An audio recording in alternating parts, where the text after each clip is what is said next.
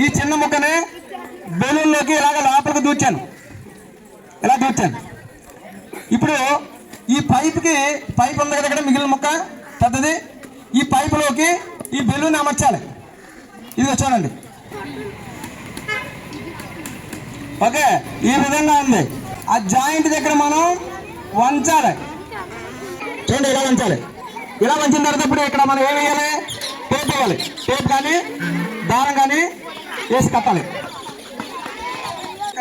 ఈ ముక్కను బెలూన్లో దూర్చాను, తర్వాత బెలూన్ దీన్ని తొడిగాను, టేప్ వేసాను. ఇక్కడ శబ్దం విడుదలవుతుంది, జాగ్రత్త చూడండి. శబ్దం అనేది ఎలా విడుదలవుతుందంటే జాగ్రత్తగా వినాలా. సౌండ్ అనేది ఎలా వస్తుందో ఇప్పుడు అది మనకు కావాల్సింది. తయారు చేయడం వేరు. సౌండ్ రావడానికి కారణం ఒక వస్తువు కంపిస్తే, అంటే కంపనాలు అనేవి జరిగితే దాని నుంచి శబ్దం అనేది రిలీజ్ అవుతుంది. ఆ విడుదలైన శబ్దం మన చెవికి చేరితే మన చెవిలో ఉన్నటువంటి కర్ణబేరి ఉంటుంది, ఆ కర్ణబేరి గ్రహించి అప్పుడు లోపల చెవికి పంపిస్తుంది. అప్పుడు ఈ విధంగా మనకి శబ్దం అనేది వినబడుతుంది. మరి ఇక్కడ శబ్దం ఎలా ప్రయాణించి మన చెవికి చేరుతుంది.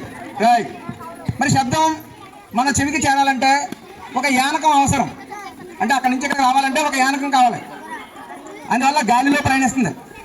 గాలి లేకపోతే యానకం. ఓకే, ఇక్కడ రెండు వస్తువులు కనిపిస్తాయన్నా చూడండి. ఇక్కడ ఊదిన గాలి ఇలా వెళ్ళి దీనిలోకి వెళ్ళింది, బెలూన్లోకి వెళ్ళిన తర్వాత మనం వదిలేస్తే బెలూన్ నుంచి ఇలా వచ్చి ఇక్కడ ఈ రెండింటి మధ్యలో ఉన్నటువంటి రబ్బర్ మీద ప్రెజర్ చేస్తుందన్నమాట. ఎప్పుడైతే ప్రెజర్ చేసిందో అప్పుడు ఈ ఇరికి నుంచి శబ్దం వస్తుంది. ఈ ఇరికి రెండు వస్తువుల మధ్య నుంచి గాలి చీలిక నుంచి బయట రావడం వల్ల శబ్దం అనేది విడుదలవుతుంది.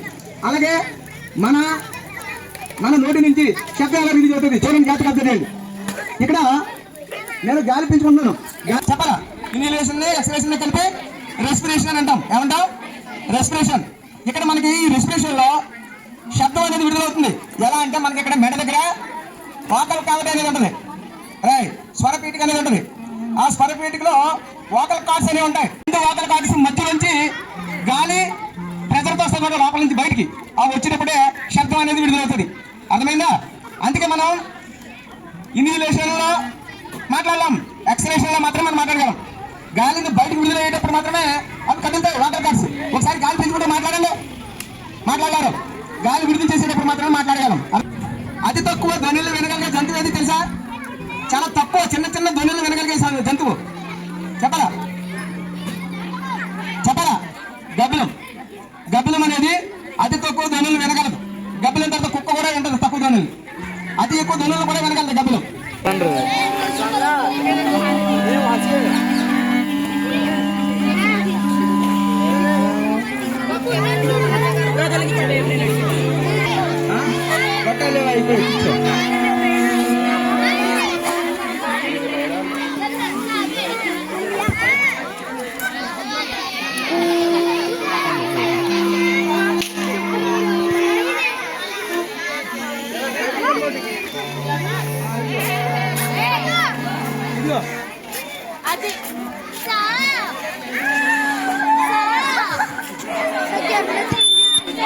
మీరు ఎందుకు నిలబడ్డారు?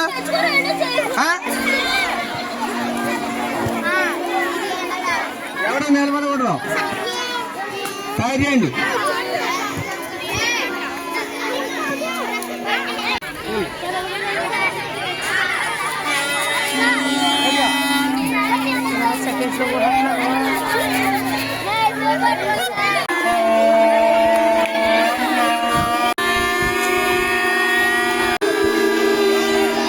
రెడీ.